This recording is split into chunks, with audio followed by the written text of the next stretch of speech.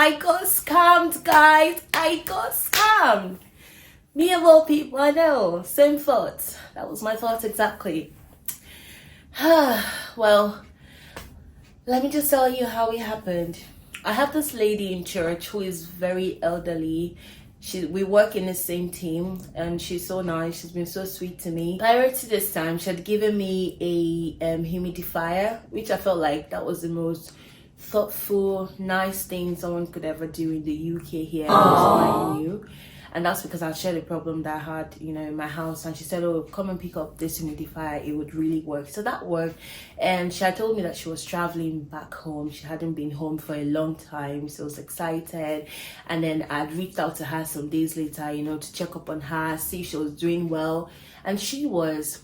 Now, some days later, I get a message from her on WhatsApp saying that she's trying to send money to somebody but is having network issues. She's not being able to. So I didn't think about it like maybe it could be a problem or anything.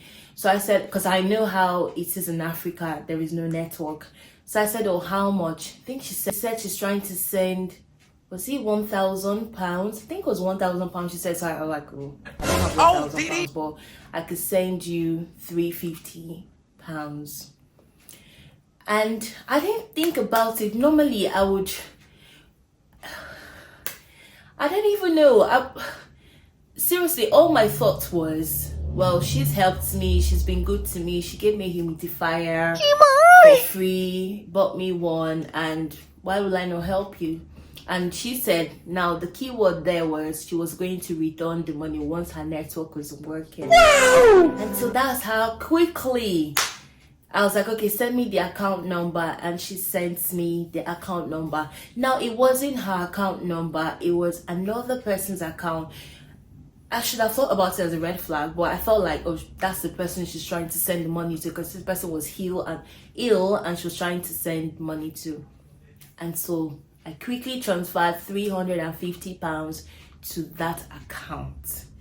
Less than 5 minutes later, I get a text message. Remember, that was a WhatsApp message. So apparently she has sent this to all her contacts saying that she doesn't have access to her WhatsApp. Her WhatsApp has been scammed. And if anybody is asking for money, kindly ignore. I'm like, what the heck?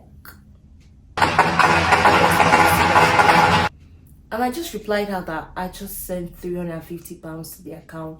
The person said you were trying to send money to someone that was sick. And she's like, oh no, it's not her. She called the bank. And I'm like,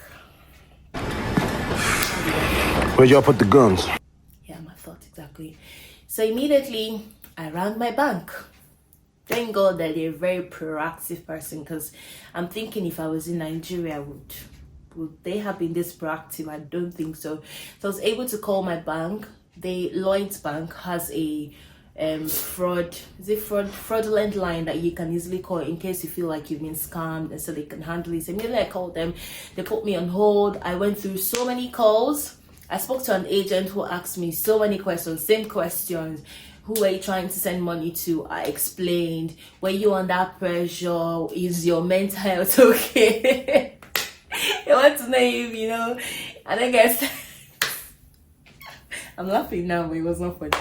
And so they said, okay, I'm going to put you through to the team. And then they put me through to another person. This thing was like 30 minutes going. Put me through 30 minutes to another person who I think is in charge of the whole fraudulent, that they would handle the case. And so asked me same question, although he apologized, that he was asking me same questions as the other person, but they just really want to understand to be able to help. Story short, they said, well, so the guy asked me the same question. So if I had seen like an alert come up when I'm trying to transfer the money. So normally with Lloyds Bank, I'm sure it's with other banks, when you're trying to send actually a big amount of money, they ask you, check if it's a scam. Do you know this person? So they put all these instructions for you to call the person, verify that it's the right person, and then you go and click okay. Me, I didn't even bother reading because I'm like, and that's how I sent. So I said, yes, I saw it. The guy was like, are you going through any pressure? Are you going through anything at home? Any stress emotionally or at work? Something that could have made you make this transaction? Hey, I'm like, I'm not going through nothing, brother. I was just trying to help, somebody out who has helped me. So they said they would open up the investigation. They'll get in touch with the bank and see if they can recover the money. But if they can recover the money, they will take £100 as their fee.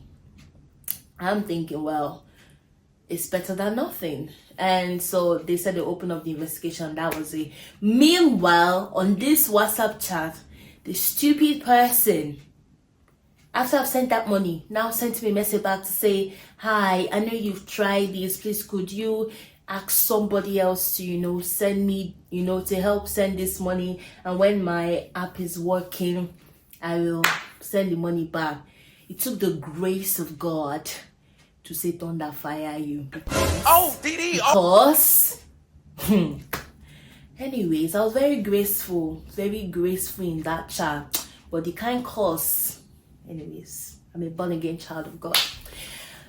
Long story short, I think it took like maybe a week. My bank sent me £250. I was able to recover £250 back, and they took £100 for all their service charge. And truthfully, I was so grateful that happened. So guys, scammers are getting really clever in the means or method through which they scam people. I never would have thought that they do it now on WhatsApp, but it's possible that maybe she didn't have two-step authentication, because I'm thinking WhatsApp is quite secure, but guys, it's not longer secure. So if somebody asks you for money through chat, WhatsApp now, call that person. It's likely that the number will not go through, so something is off. Always call to verify the person that you're sending money to. 2, do a two-step authentication for all your social media apps, for WhatsApp, Facebook, Instagram. All of this have to prevent the chances that you're being hacked. Thirdly, always verify again. Check.